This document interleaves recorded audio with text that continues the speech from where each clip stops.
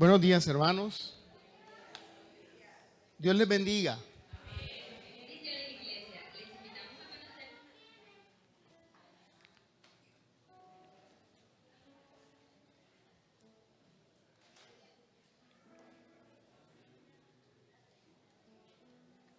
Antes de que leamos la palabra del Señor,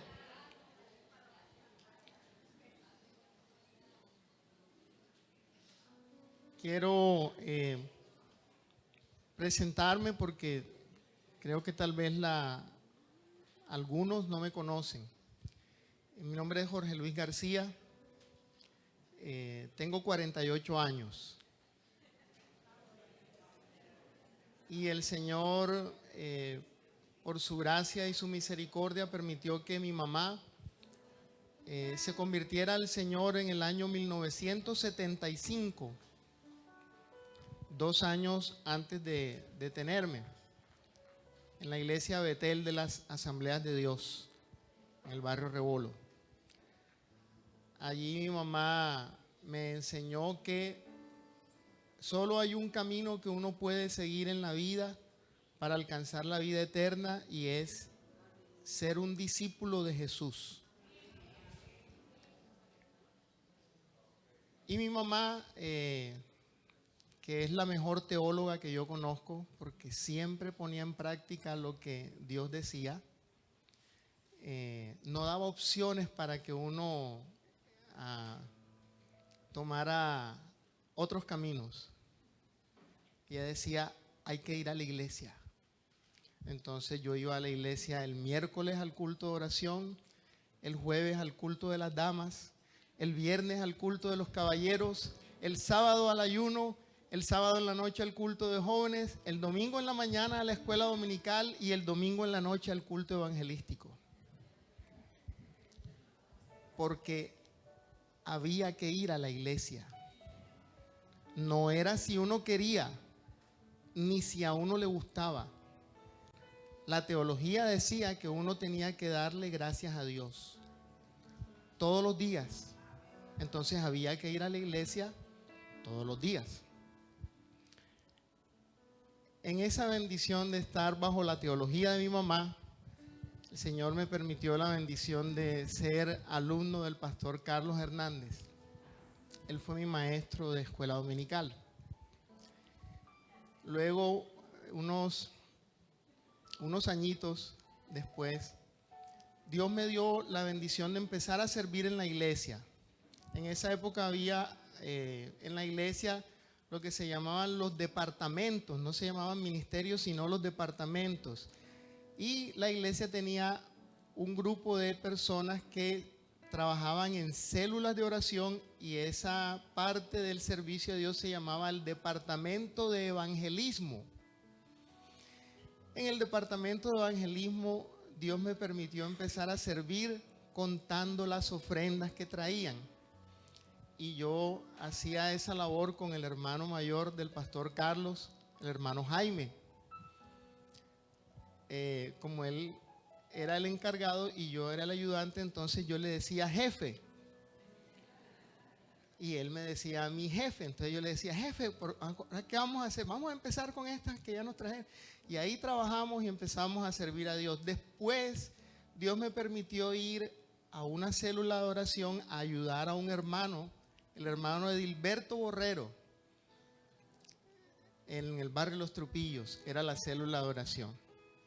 Luego al hermano Edilberto lo llevaron a otra célula y me dejaron a mí encargado de esa célula de oración. Yo tenía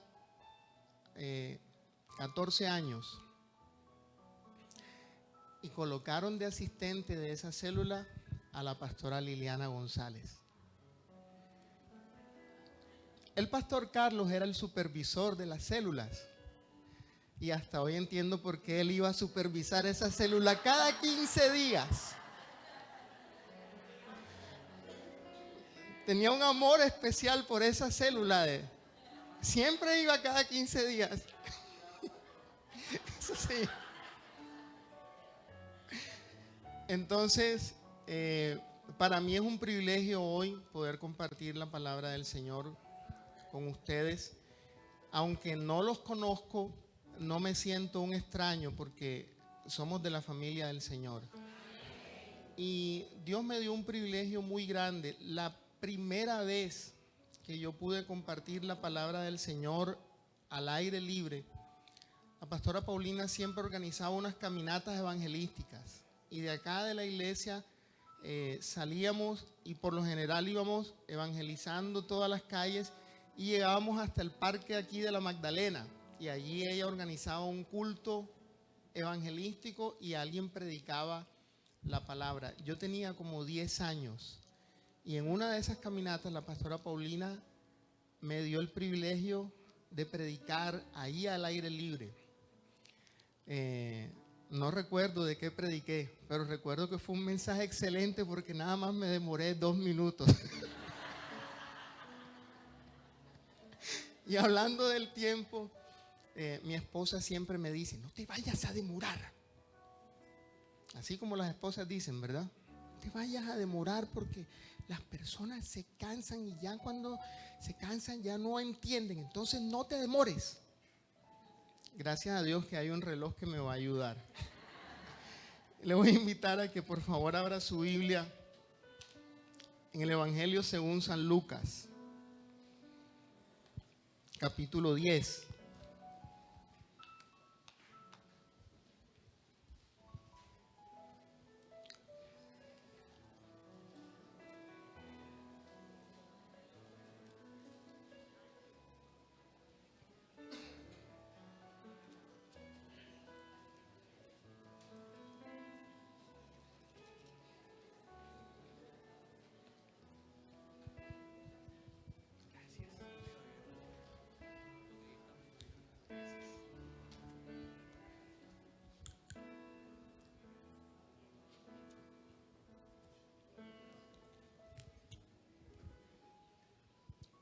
Lucas capítulo 10.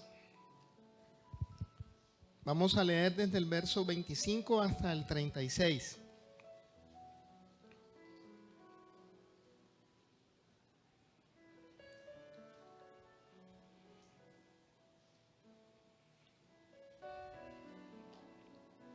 Esta es una historia que tal vez ya usted ha leído.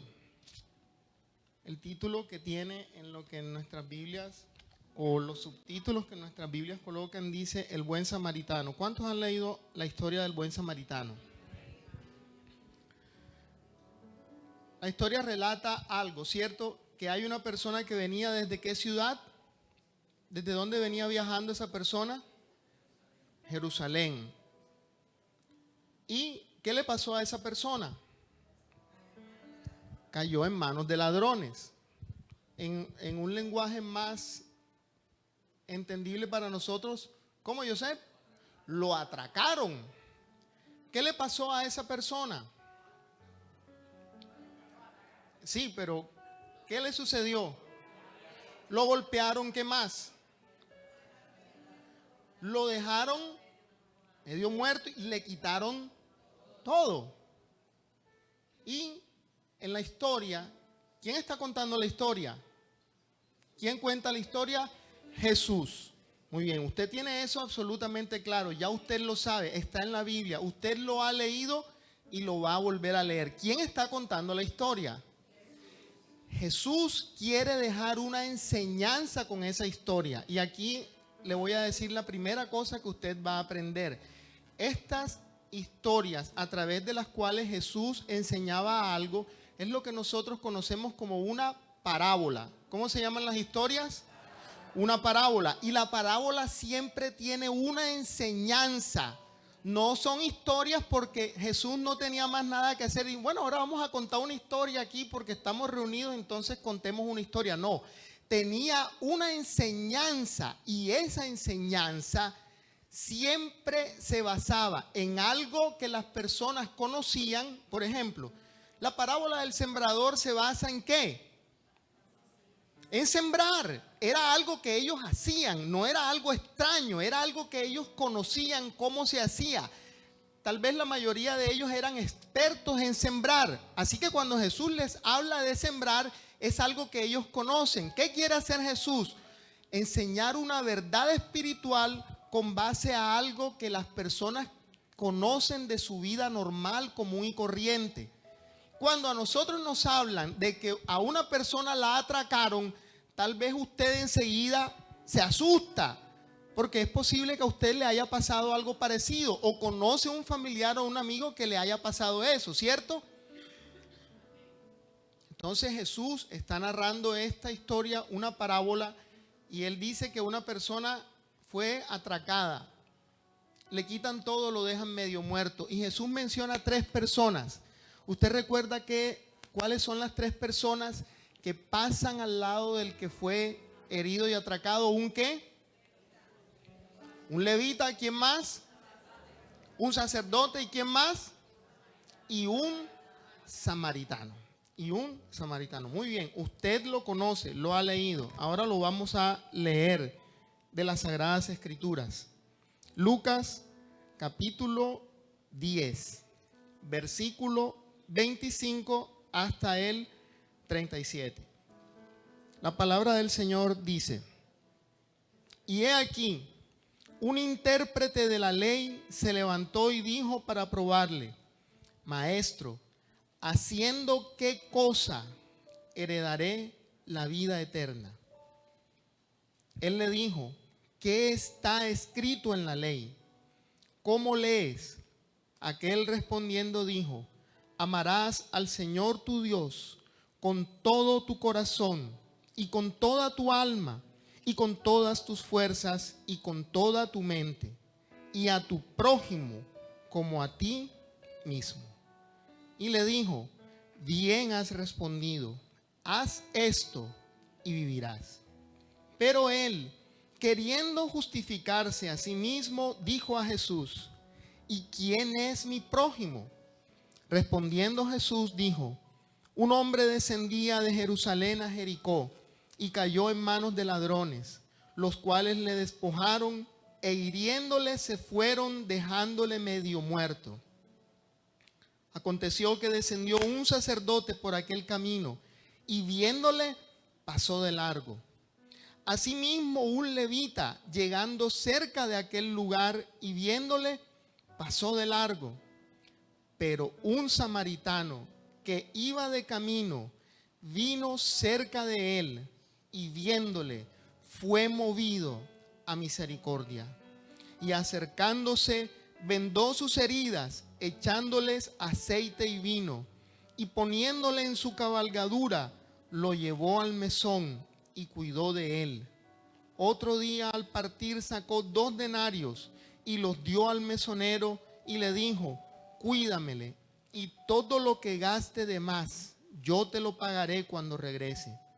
¿Quién pues de estos 3 te parece que él fue el prójimo del que cayó en manos de ladrones? Él le dijo: el que usó de misericordia con él. Entonces Jesús le dijo: ve y haz tú lo mismo. Por un momento cierre sus ojos y vamos a dar gracias a Dios. Señor, hoy tenemos, Padre, la gran bendición de estar en tu casa, en tu presencia, para escuchar tu palabra. Te rogamos, Señor, que tomes control de nuestra mente y de nuestro corazón, que ahora, Padre, podamos estar atentos a lo que tú nos quieres enseñar y que tu Espíritu Santo, Señor, grabe esta palabra, grabe esta enseñanza en nuestro corazón y tú nos des, Señor, la fuerza y la voluntad para ponerla en práctica. Te damos las gracias, Señor, en el nombre de Jesús. Amén. Bien, el título, para quienes escriben, a propósito, ¿cómo se llamó el título del mensaje que predicó el pastor el domingo anterior?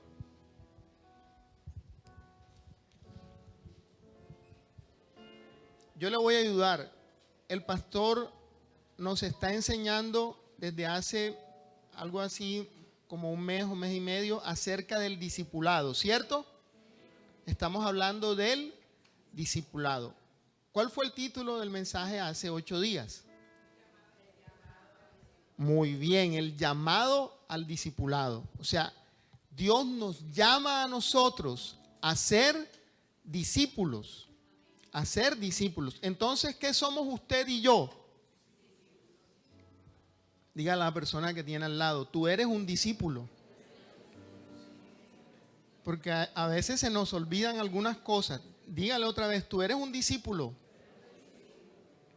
Muy bien. El título entonces en esta mañana es lo que hace un discípulo. La palabra discípulo,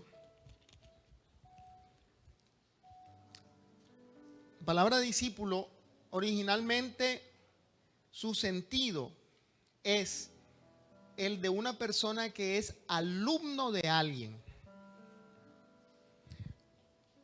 Los discípulos le decían a Jesús, maestro. Luego, cuando empezaron poco a poco a entender quién era el Señor, ya pasaron de decirle maestro a decirle Señor. Porque entendieron, les fue revelado que Jesús es Dios y es nuestro Salvador. Así dice la Escritura. Cuando usted lee unos versos antes del buen samaritano, dice: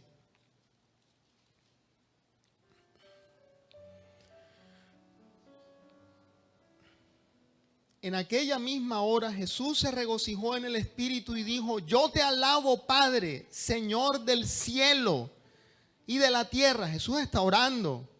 Jesús está feliz. Y como está feliz, le agradece a Dios. Hace una oración y dice: yo te alabo, oh Padre, Señor del cielo y de la tierra, porque escondiste estas cosas de los sabios y entendidos y se las has, ¿qué? Revelado. Amado, cuando usted y yo entendemos algo de Dios, no es porque seamos los más inteligentes, ni porque seamos pastores, ni porque hagamos algo en la iglesia. Cuando Dios nos muestra a través de su palabra algo y lo entendemos, cuando usted entiende que Jesús es el Rey de Reyes y Señor de Señores, no es porque seamos buenos, no es porque toquemos la batería ni toquemos la pandereta, no es porque seamos alumnos del seminario bíblico, es porque Dios a través de su Espíritu trae la convicción y la certeza de que lo que Él está diciendo es la verdad. Y muchas personas a lo largo de la vida escuchan que Jesús es el Salvador, pero no abren su corazón a Dios y no pueden entender esa verdad. Y por esa razón nunca llegan a ser discípulos.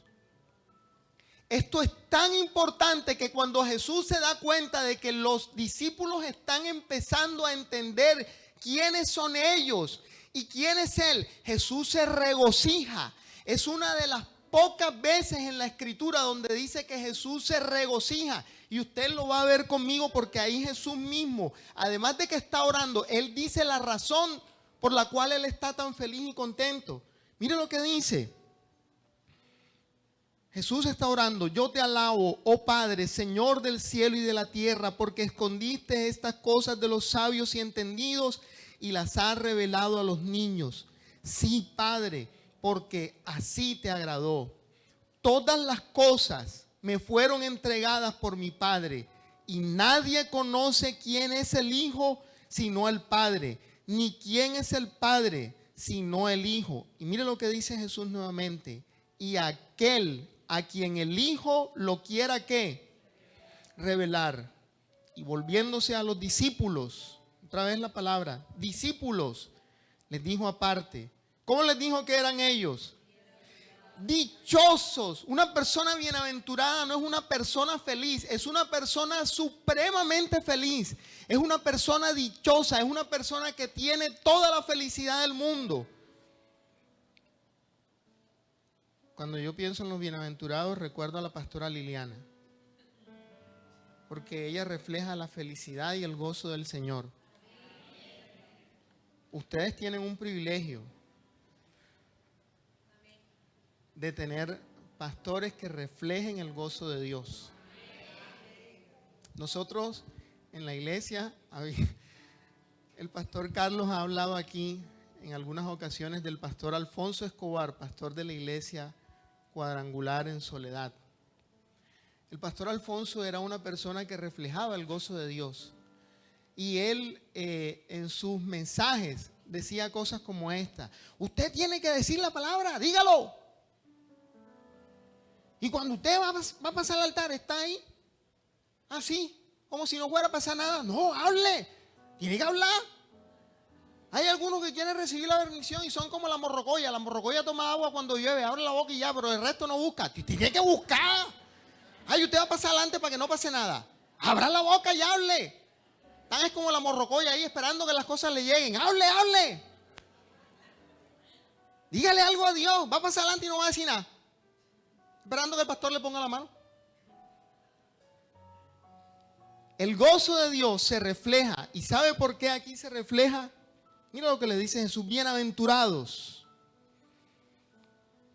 ¿Qué dice? ¿Por qué son bienaventurados? Los ojos que ven lo que vosotros veis, porque os digo que muchos profetas y reyes desearon ver lo que vosotros veis y no lo vieron. ¿Y qué? Y oír. Oír.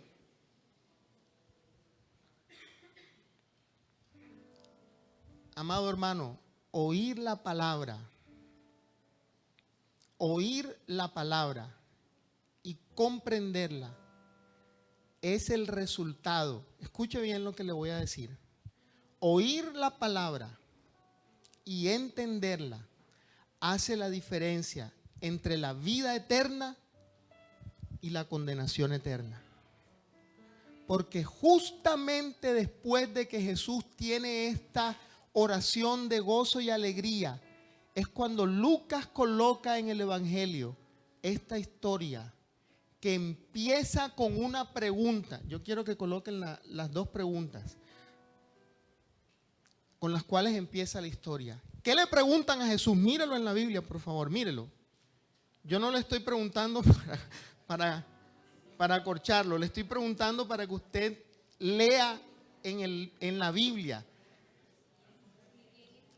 No, antes de eso hay otra pregunta que le hacen a Jesús. Dígalo duro, hermana, dígalo. ¿Haciendo qué cosa? O sea que hay que hacer algo para heredar la vida eterna, ¿cierto? Hay que hacer algo. Por eso el título del mensaje es lo que hace. Porque nosotros, hermanos, no podemos estar en la iglesia y tener la misma conducta y la misma vida que llevábamos antes. Usted sabe algo: todos los que se acercan a Jesús, todos los que escuchan a Jesús, todos los que conocen a Jesús, sufren una transformación, un cambio. El pastor Javier Salazar es el nombre, ¿verdad? No, Javier Salcedo. El pastor Javier Salcedo, predicando hace un mes en un culto de la noche, él decía: la palabra arrepentimiento significa transformación, significa cambio. No podemos seguir siendo los mismos. Tenemos que ser personas distintas. En 2 Corintios capítulo 5 versículo 20 dice que somos nuevas. ¿Sí lo ha leído usted? Si alguno está en Cristo, las cosas viejas, he aquí. No solo nuevas, he aquí que todas. Y ahora vamos a ver qué significa todo para Dios. He aquí todas son hechas. No, pastor, es que yo antes era bailarín y era fumador. Ya no soy bailarín ni fumador, pero de todas formas, a veces cuando me sacan la piedra, usted sabe, pastor, le rayan a uno el carro. Yo no le voy a decir que Dios te bendiga, no, le digo: oye,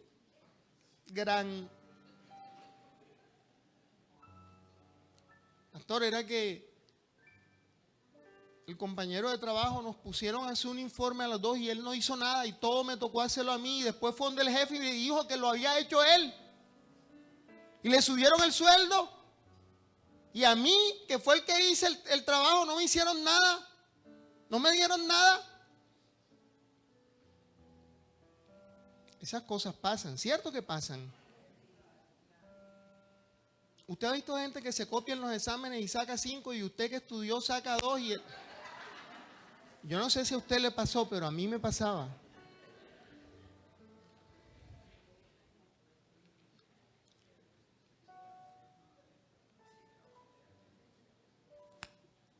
¿Qué haré para heredar la vida eterna? ¿Qué haré? Y antes de que transcurra más el tiempo, yo le voy a decir.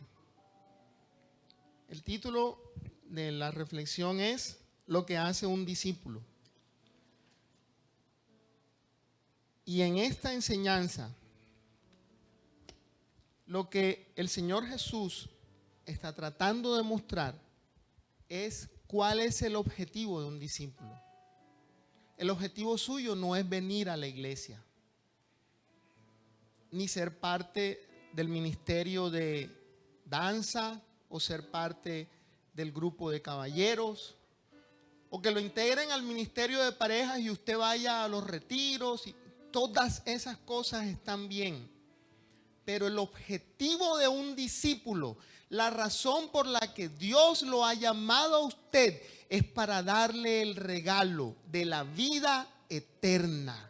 Y para que usted y yo podamos heredar la vida eterna, ser parte del reino de los cielos y llegar a la presencia de Dios para vivir eternamente con Él. En el Evangelio según San Juan capítulo 14 en adelante, una de las cosas que Jesús enseña y les dice a los discípulos es: en la casa de mi Padre muchas moradas. Yo no voy allá porque ya no tengo más. No, yo voy a preparar lugar para vosotros, porque donde yo estoy, quiero que ustedes estén. Amado hermano, nadie en la vida lo invita a uno a vivir a una casa gratis.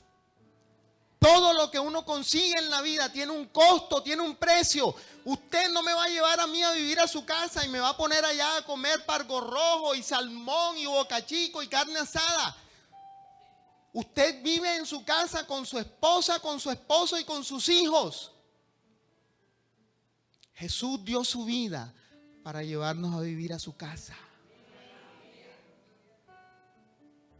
Entonces el objetivo de un discípulo es heredar la vida eterna.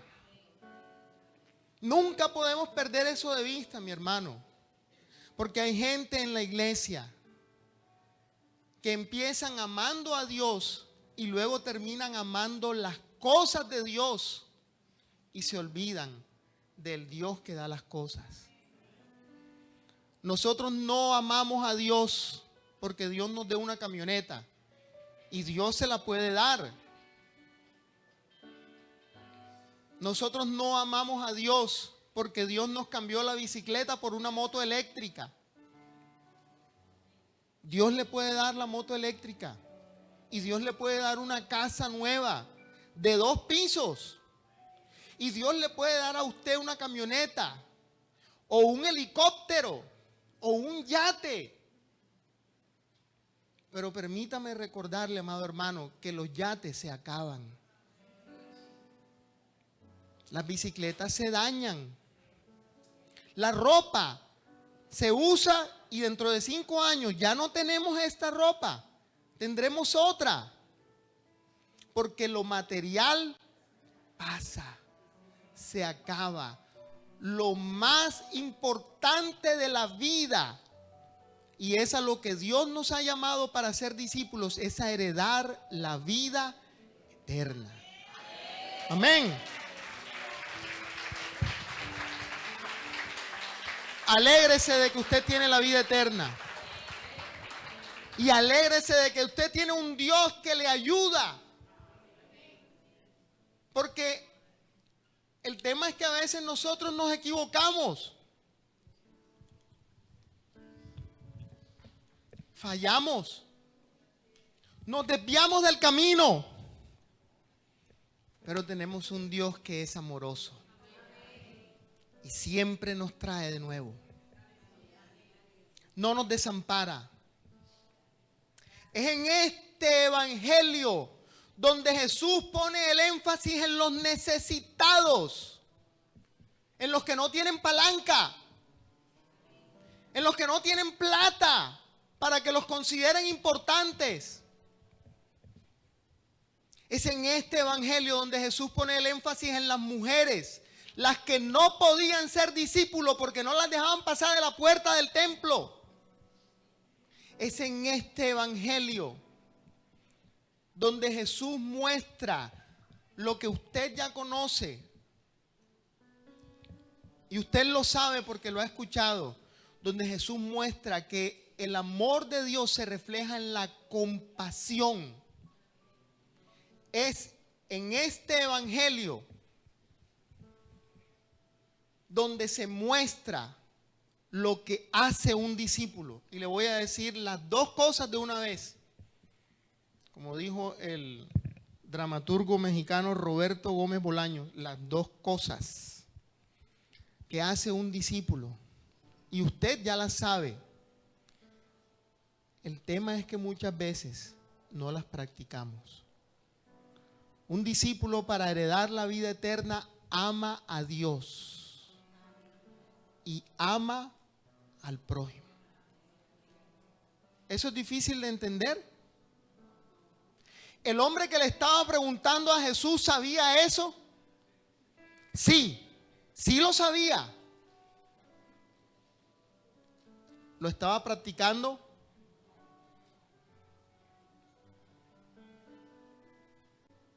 ¿Haciendo qué cosa? El evangelio no se trata de una teoría, mi amado hermano. Y me disculpa si yo le digo esto. El evangelio no es un estilo de vida. Estilo de vida es los vegetarianos. Todos los que quieren comer cositas verdes, lechugas, apio, espinaca, eso está bien. Eso es un estilo de vida.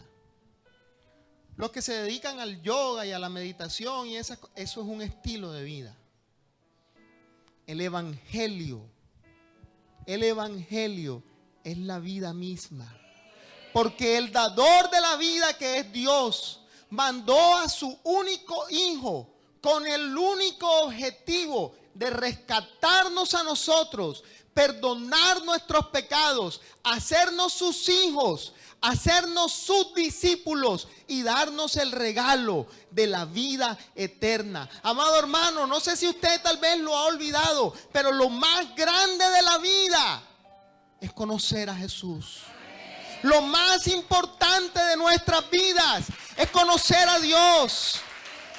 Y por eso cuando este hombre hace esa pregunta, ¿haciendo qué cosa heredaré la vida eterna?, Jesús inmediatamente pone la piedra fundamental de lo que es la vida cristiana. Nuestra vida, amado hermano, se basa en la palabra de Dios. No se basa en estilos de vida, no se basa en teorías, no se basa en lo que dice la ciencia. Nuestra vida se basa en la palabra de Dios. Todo lo que el Señor Jesús hizo en su vida terrenal, lo hizo basándose en la palabra de Dios. El día que fue tentado por el maligno, se defendió con la palabra y le dijo una de las frases que él repitió más a lo largo de su vida: escrito está.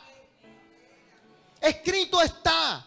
Y cuando usted lee el Evangelio de Lucas, cuando inicia el ministerio, dice: el ministro le entregó el rollo del libro y él buscó el pasaje. No era que lo estaba ahí, era que sabía dónde estaba. Y sabía dónde estaba porque lo había estudiado. Amado hermano, si nuestro Señor, que era el mismo Dios, estudiaba las Escrituras, ¿cómo es posible que nosotros, el pastor, tenga que decirnos después de 15 años: hermano, bautízate? Hermano, ven a la escuela. ¿Cómo es posible que yo, siendo líder y teniendo 25 años en la iglesia, todavía el pastor tiene que decirme: hermano, ven al seminario bíblico, estudia la palabra? ¿Sabe? El Señor Jesús dijo, escudriñad las Escrituras. No es opcional, es un mandato. Escudriñad las Escrituras porque a vosotros os parece. Mire, estaban tan despistados que el Señor tuvo que decirles, a ustedes les parece que en ellas tenéis ¿qué? Hermano, esto aquí no es de estar prosperado y en victoria. Esto aquí es de tener la vida eterna. El que tiene vida eterna, ese es el que está bendecido. No tengo plata, Dios proveerá. Me trataron mal en el trabajo, Dios se encargará. Tengo un problema de salud, Dios hará un milagro. Y si no lo hace, como dijo Job, como le dijo Job a la esposa le dijo, mejor no recuerdo lo que esa esposa dijo, pero él le dijo, todo lo que Dios nos mande lo vamos a recibir y le vamos a seguir dando gracias a Dios. Y este hombre dijo, aunque me muera, ¿sabe qué es lo importante? Él dijo, después de que esta mi carne se deshaga, yo voy a ver a Dios. Lo más importante de la vida para Job era que él sabía, y lo dijo así textualmente, yo sé que mi Redentor vive. Él no dijo estoy bendecido, prosperado y en victoria. Él no dijo tengo plata, Dios dio y Dios quitó. Sea bendito el nombre del Señor, que es lo más importante en la vida. Yo sé que mi Redentor vive y aún del polvo se levantará. Y así como el Señor Jesucristo se levantó, esa es la promesa de la vida eterna, que un día nos levantaremos, un día estaremos frente a Él cara a cara y como dijo Job, lo veré con mis ojos. ¿Haciendo qué cosa heredaré la vida eterna? Amando a Dios. Pero ¿cómo se ama a Dios? La respuesta está ahí. Mira el texto. ¿Cómo dice? Amarás al Señor tu Dios ¿con qué? Con todo. Amado, a Dios no se le ama a medias. A Dios no se le ama por pedazos. A Dios no se le entrega una parte de la vida. Israel tenían hasta en su forma de ubicarse, porque cuando Dios los saca de Egipto les dice en la mitad, en el centro de la congregación, en el centro del pueblo va a estar el arca y va a estar en la tienda del encuentro y van a estar todas las cosas con las que nosotros adoramos a Dios, y ustedes van a estar estos aquí, estos acá, aquellos allá y aquellos detrás. Pero en el centro estaba Dios, porque era un recordatorio de que el centro de la vida, lo más importante de la vida, era Dios. Y para que ellos lo entendieran, dice que en ese desierto, cuando iban caminando en el día, había una columna, una nube que los protegía y les daba sombra. Y en la noche, para que no sufrieran de frío, había una columna de fuego. Amado, porque incluso en el Nuevo Testamento el Señor Jesús dice, hasta los cabellos de tu cabeza están contados. Dice, antes de que salga la palabra de mi boca, ya Dios la sabe. Porque lo más importante de la vida es el Señor. Y por eso a Dios hay que amarlo con todo. Amarás al Señor tu Dios con toda tu alma, con toda tu mente, con todas tus fuerzas, no con una parte. Porque permítame también recordarle algo. Para salvarnos a nosotros, Dios lo entregó todo. Todo. Entregó a su único hijo, Jesús.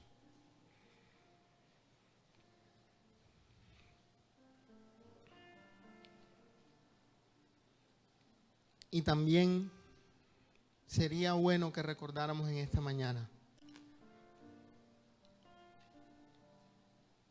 yo particularmente, siempre que recuerdo lo que Dios ha hecho por mí,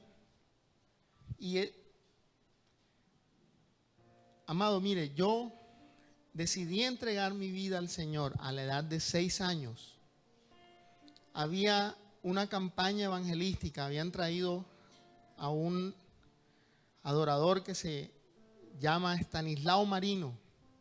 Y en esa campaña, allá en la iglesia Betel, en el barrio Rebolo, yo era un niño, tenía 6 años. Pero cuando escuché el mensaje de la palabra de Dios, yo sentí que era un pecador, que estaba lejos de Dios y que yo necesitaba pedirle perdón a Dios. Así que yo pasé al frente y oré. Hice una oración para entregar mi vida a Jesús.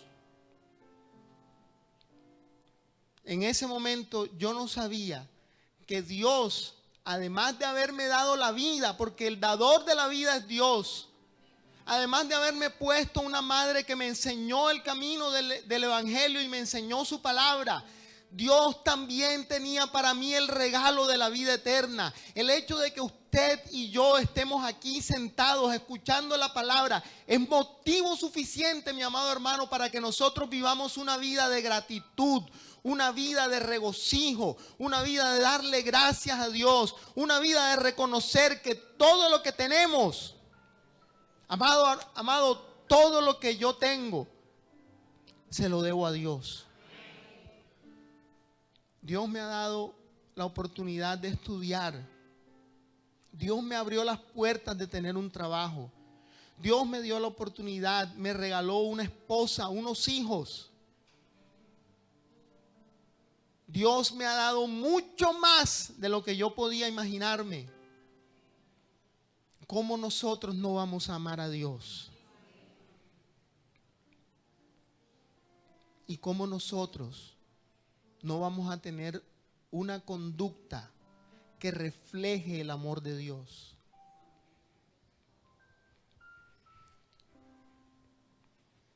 Amado, para heredar la vida eterna hay que amar a Dios con todo, no con una parte de la vida, con todo. Pero para reflejar eso, usted tiene que amar a su prójimo. Porque hay algunas personas a las cuales se les aparece Jesús, pero a la gran mayoría, para que ellos puedan conocer a Jesús como su Señor y Salvador, usted y yo somos los instrumentos. Usted es un discípulo. Otra vez dígale a la persona que tiene al lado, tú eres un discípulo. Y yo también soy un discípulo. Y los discípulos hacemos lo que Dios nos dice. Amamos a Dios, pero también tenemos que amar al prójimo. ¿Sabe cuál es la razón de amar al prójimo, hermano? No se trata de que ellos merezcan. No se trata de que ellos sean buenos ni de que se comporten bien. Se trata de que usted y yo somos el reflejo de ese Dios bondadoso, de ese Dios de amor, de ese Dios que lo ha entregado todo. Y como ese Dios nos ha entregado todo y nos ha bendecido y nos ha ayudado y nos ha fortalecido, por esa razón nosotros tenemos que reflejar ese amor hacia las demás personas. Porque Dios es bueno. Y porque Dios es un Dios de amor. Y porque Dios es un Dios que se preocupa por las personas. Y usted es un discípulo de Jesús. Y por eso usted tiene que amar a su prójimo. No es electivo. Es un mandato. Porque cuando usted ve la respuesta que Jesús da a esos dos mandamientos de amar a Dios y amar al prójimo, Jesús da una orden. A la persona que le está preguntando, Jesús le dice, ¿ves? No le dice, bueno, si a ti te parece bien, si tú quieres, si estás de acuerdo, No le dice así. Le dice, ves y hazlo.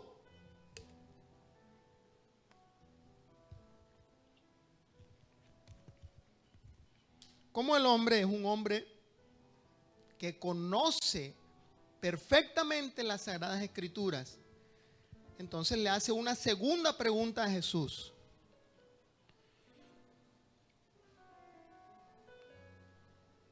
Le dice, ¿y quién? Lo que el hombre en realidad quiere es justificarse. Es decir, él quiere tener la decisión. Él quiere decir, bueno, está bien, yo amo a Dios. Sí, claro, por supuesto, yo amo a Dios. Pero yo soy el que decido cómo me comporto con las demás personas. Entonces, como decía un compañero mío en la universidad, así no, muñeco. Así no es. Es como dice Dios. No es como tú dices, ni como tú piensas, ni como a ti te parece. El prójimo es malo. Eso no es asunto de nosotros. El prójimo se porta mal. Nosotros tenemos que ser como Dios. Y como a él no le quedaba claro el asunto, Jesús le cuenta una historia. Un hombre descendía de Jerusalén a Jericó. Un camino que él se sabía. Un camino que ese hombre había recorrido y que sabía que era peligroso. Entonces cuando Jesús le dice, un hombre descendía de Jerusalén a Jericó y cayó en manos de ladrones y lo golpearon, le despojaron de todo lo que tenía, lo hirieron y lo dejaron muerto. El hombre quedó listo, se estaba muriendo. Y por allí pasó un sacerdote, es decir, una persona que conocía a Dios.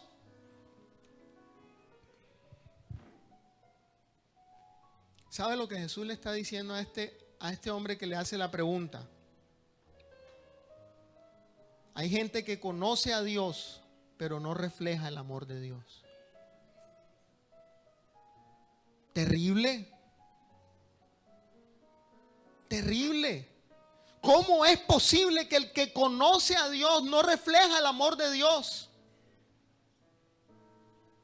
Y entonces Jesús le dice, y venía un levita, los que cantaban en la iglesia.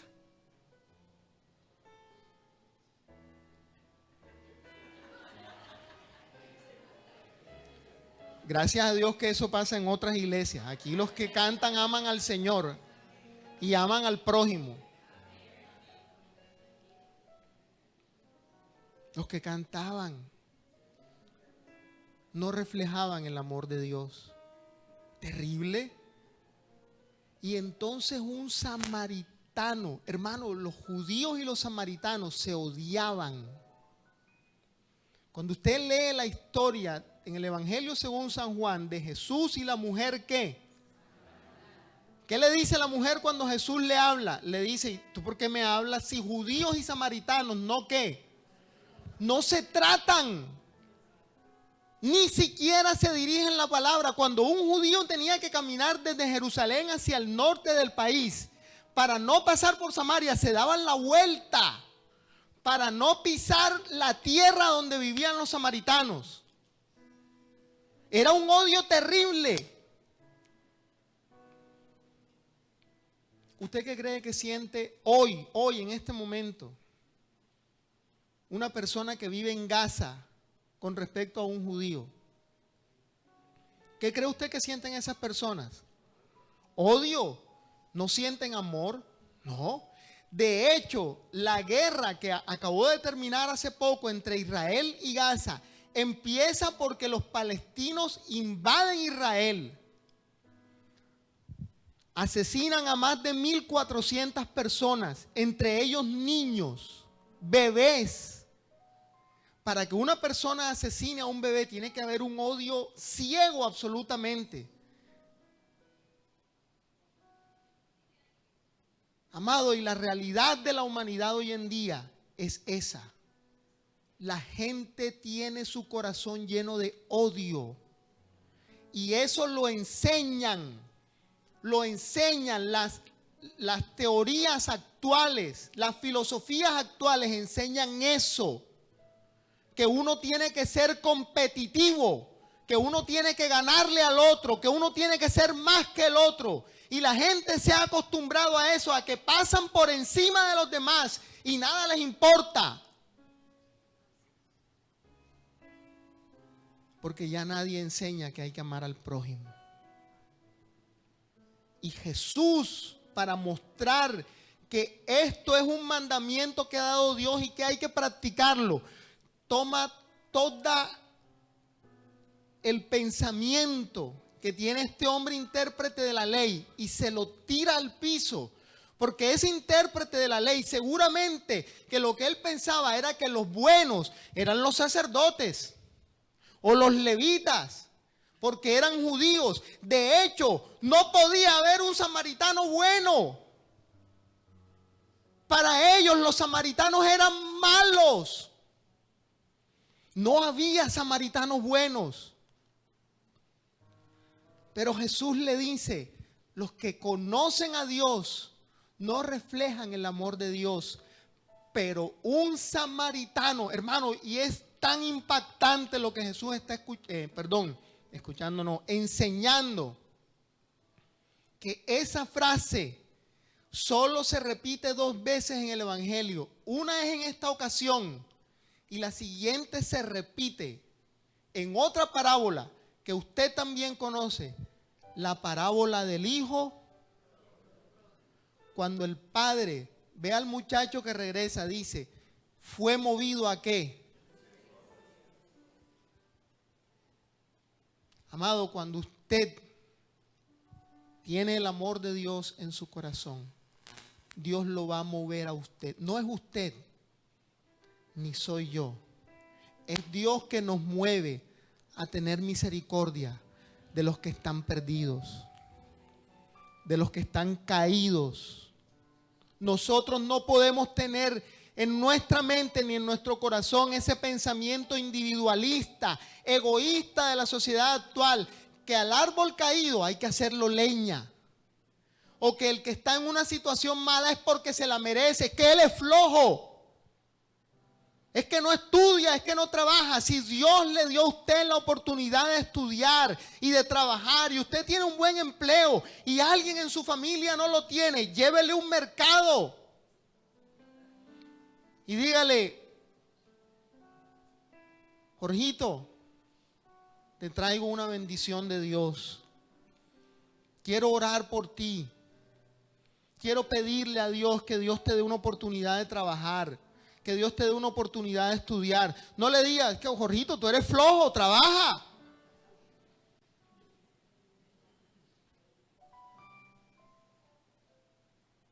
Jorgito, es que a ti tu papá te pagó el SENA, dejaste tirado el SENA, te metieron en el ISA, tampoco quisiste estudiar. Todo lo que te le ponen, nada, no quieres hacer nada.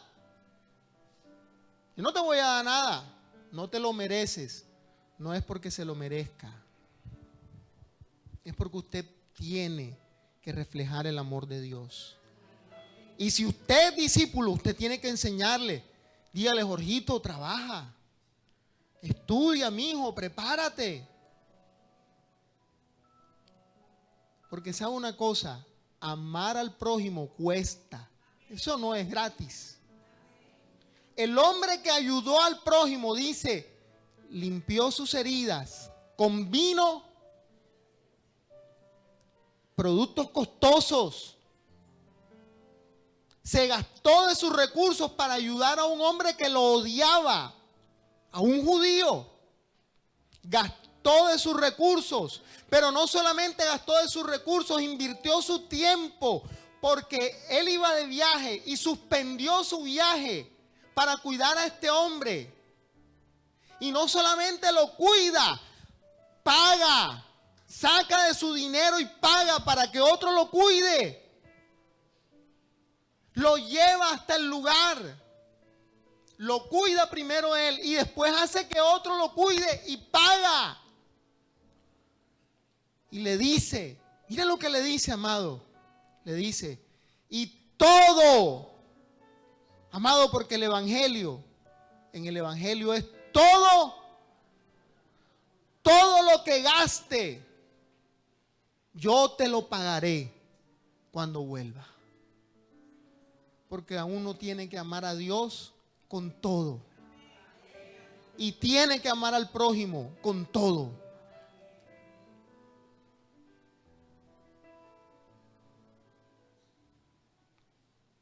Cuídalo. Y todo lo que gastes, yo te lo pagaré cuando vuelva. Dios ama con todo, hermanos.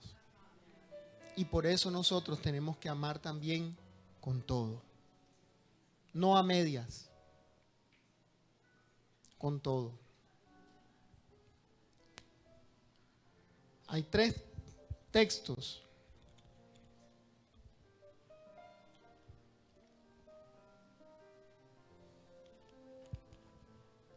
Tres textos que muestran que la conducta cristiana se refleja en lo que hacemos, no en lo que decimos. El pastor Carlos se lo dijo el domingo pasado y en otros domingos se lo ha dicho. El discipulado no es aquí. ¿Dónde es el discipulado? En la casa. Mano, tiene 10. El discipulado no es aquí. Como dijo un pastor en una ocasión, bueno, eso pasa en otras iglesias, pero él lo dijo. Algunos aquí tienen la aureola, el circulito así, somos santos, pero cuando llegamos a la casa el circulito se parte y quedan 2. Nos convertimos en una cosa distinta. Vuelva y dígale a su hermano que está ahí al lado, tú eres un discípulo. Tú eres un discípulo. Y yo soy un discípulo. Yo soy un discípulo. Yo soy lo mismo aquí y soy lo mismo allá. Yo amo a Dios aquí y amo a Dios allá. Y yo voy a cumplir lo que Dios me dice para heredar la vida eterna. Voy a amar a Dios y voy a amar a mi prójimo. Porque eso es lo que hace un discípulo. Y para que usted tenga la certeza de que esto es un mandato de Dios, vamos a leer 3 textos de las Sagradas Escrituras donde dice que las cosas de Dios no son teóricas, son haciendo. Hechos de los Apóstoles capítulo 1.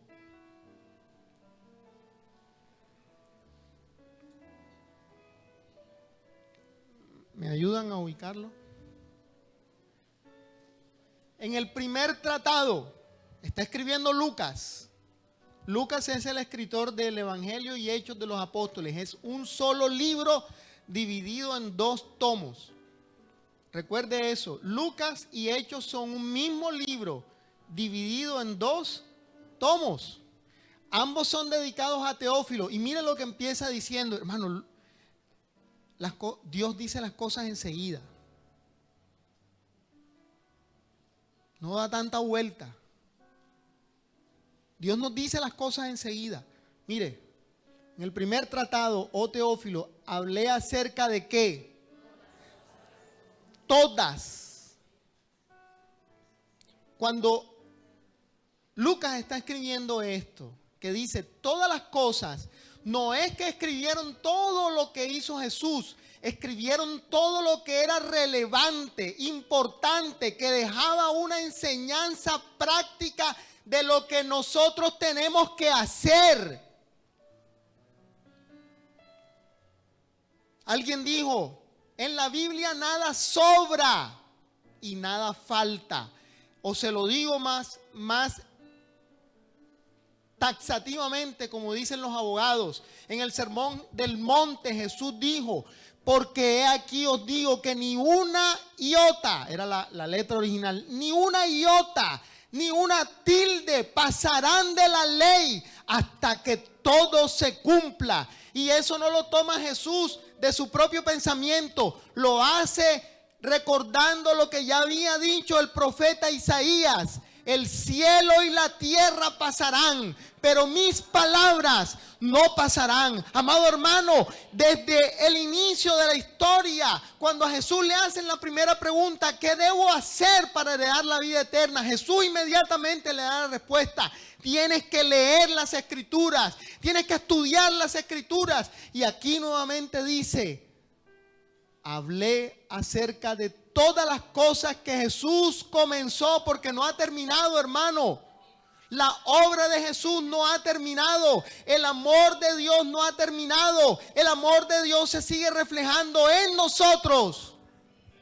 Y nosotros tenemos que reflejarlo en nuestro prójimo.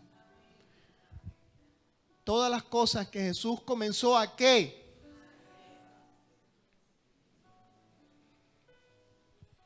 Dígalo, las cosas que Jesús comenzó, ¿a qué?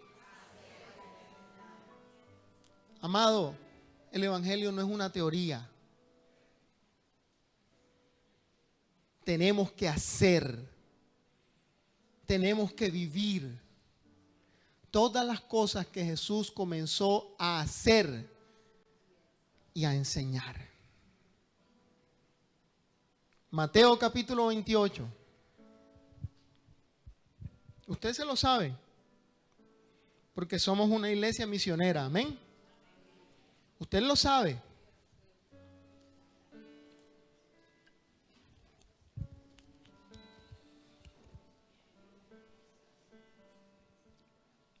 El Señor Jesús dice: y Jesús se acercó y les habló diciendo: toda potestad me es dada en el cielo y en la tierra. Por tanto, ¿qué? Vayan. No, es un, hermano, esto no es como ahora en los colegios. Niño, siéntate.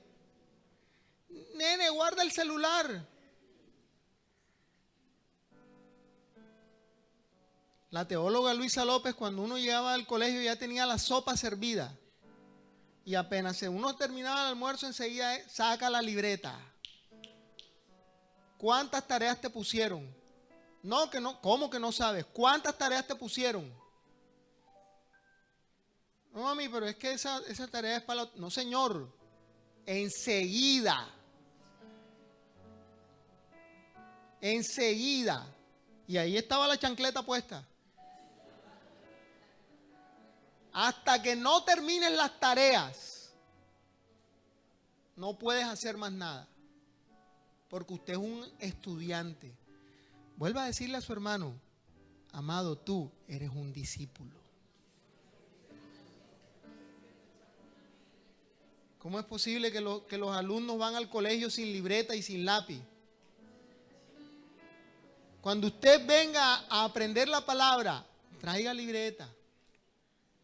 Mire, el pastor Carlos y la pastora Liliana saben, la pastora Paulina no le alcanzaban como 4 agendas en el año de todo lo que escribía. Usted la veía sentada escuchando, leyendo y escribiendo. Cuando llamaban a una capacitación del concilio, era de las primeras que estaba y se sentaba en las filas de adelante, ¿no? Porque era un discípulo. Por tanto, id y haced. Los discípulos se hacen, hermano. Usted no puede dejar de transmitir el amor de Dios ni enseñar del amor de Dios, pero usted tiene que hacer discípulos. No es que eso le toca a la pastora Liliana, porque como ella es alegre y eso, y es chévere, entonces la gente la escucha y eso. Yo no. No, es que eso le toca al pastor Carlos, porque como él es el pastor y él es un hombre de fe y ora y los enfermos se sanan. Y no, eso le toca al pastor Carlos. Yo no, yo nada más canto. Yo nada más vengo y me siento.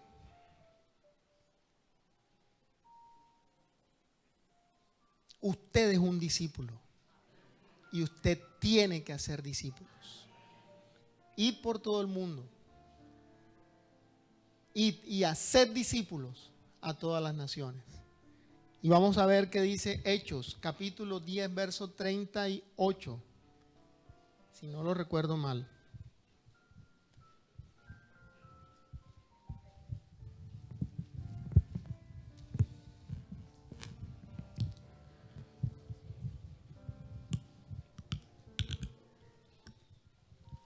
¿Qué dice el texto?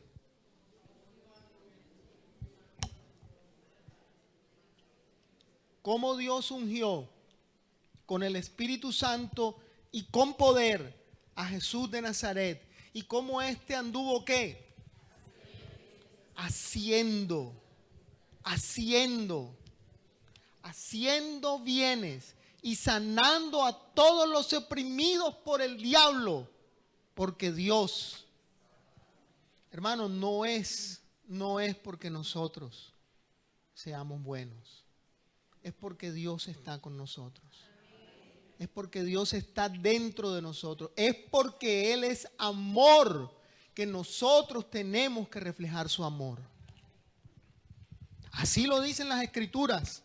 Y no solo lo dicen con el amor. Eso será tema de otro sermón. El Nuevo Testamento dice, sed santos, y dice la razón. Cuando Dios enseña algo, dice que es lo que tenemos que hacer y por qué lo tenemos que hacer. El Nuevo Testamento dice, sed santos, ¿por qué? Porque nosotros somos un reflejo de Dios. Usted no es ningún inútil. Usted no es un inservible, como muchas veces nos han dicho personas afuera o incluso en nuestra misma familia o tal vez hasta en la misma iglesia. Usted y yo no somos inútiles ni inservibles. Nosotros somos santos porque Él es santo. Nosotros podemos amar, dice el apóstol Juan, porque Él nos amó primero. Y podemos reflejar el amor de Dios porque Él ha derramado su amor en nosotros. Y por eso vamos a ser discípulos y vamos a hacer discípulos. Eso es lo que hace un discípulo. Un discípulo ama a Dios y un discípulo ama a su prójimo. Colóquese de pie, por favor.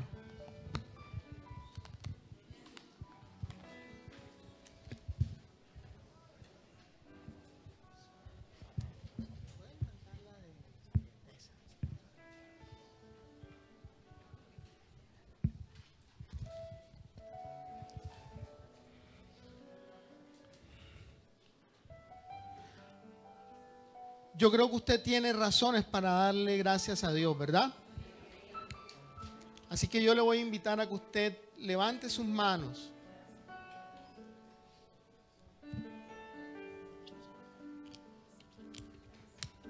Y usted empiece a hablar con Dios, hermano. No espere que en esta mañana yo le guíe, porque usted ama a Dios. Usted es un discípulo. Usted ha recibido el amor de Dios. Usted tiene muchas cosas por las cuales agradecerle. Dios lo rescató a usted y me rescató a mí. Y aunque hemos podido tal vez fallarle por algún motivo, Él sigue estando presente. Él está aquí en esta mañana. Si hemos fallado, podemos acercarnos y decirle: Señor, aquí estoy delante de ti.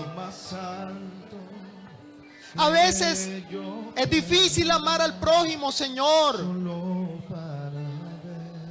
A veces me ha sido difícil amar, Señor, o reflejar tu amor, pero aquí estoy.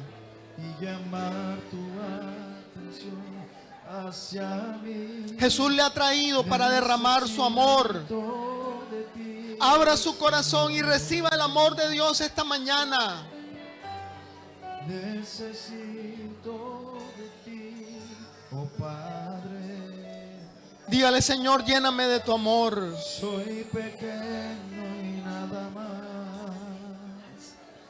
Dame de tu paz. Deléitese en el amor de Dios en esta mañana.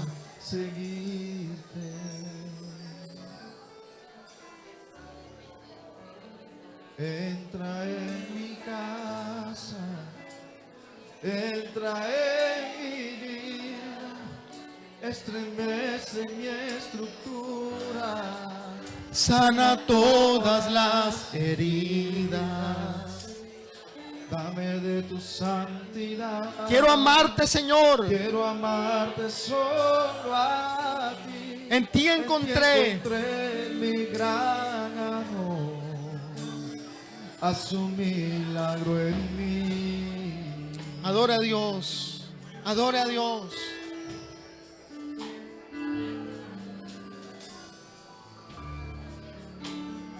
Como Saqueo. Reciba el amor de Dios en esta mañana. A lo más alto que yo pueda. Gracias te damos, Señor. Solo para verte, mirar hacia ti. Gracias, Señor. Y llamar tu atención hacia mí. Gracias, Señor. Necesito de ti, Señor. Te necesitamos, Señor. Necesito de ti, oh Padre. Soy pequeño y nada más. Dame de tu paz, lo dejo todo para seguirte. Entra en mi casa. Entra en mi casa, entra en mi vida, estremece mi estructura, sana todas las heridas, dame de tu santidad, quiero amarte solo a ti, en ti encontré mi gran amor, haz un milagro en mí, entra en mi casa, entra en mi vida, estremece mi estructura, sana todas las heridas, dame de tu santidad, quiero amarte solo a ti, en ti encontré mi primer amor, haz un milagro en mí. Señor, esta mañana te damos gracias, Señor, por habernos amado haz un milagro en mí. con ese amor tan grande, Señor. Señor, Por habernos llamado a ser tus discípulos. Te rogamos, Señor, que ese amor tan maravilloso que tú has derramado en nuestras vidas, podamos reflejarlo, Señor, en nuestra familia, podamos reflejarlo en los que nos rodean, podamos reflejarnos, Señor, en los que están perdidos y no te conocen.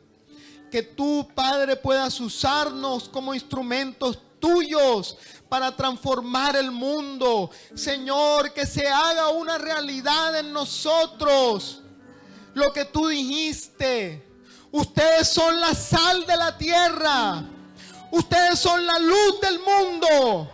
Los que podemos traer luz a las tinieblas de esta nación, Señor, somos nosotros, que somos tu iglesia. Los que podemos traer tu luz a la ciudad de Barranquilla, al departamento del Atlántico y a otras naciones de la tierra somos nosotros. Pero no es por nuestra fuerza, no es por lo que podamos, Señor, pensar. Es porque tú eres nuestro Dios, es porque tú eres el Todopoderoso, es porque tú eres bueno, Señor, es porque tú amas con amor eterno. Por eso queremos amarte, Señor, con todo, y queremos amar a nuestro prójimo. Te adoramos en esta mañana, te bendecimos, Padre, y te damos las gracias. Gracias, Señor. En el nombre de Jesús. Amén y amén. Dios les bendiga, hermano.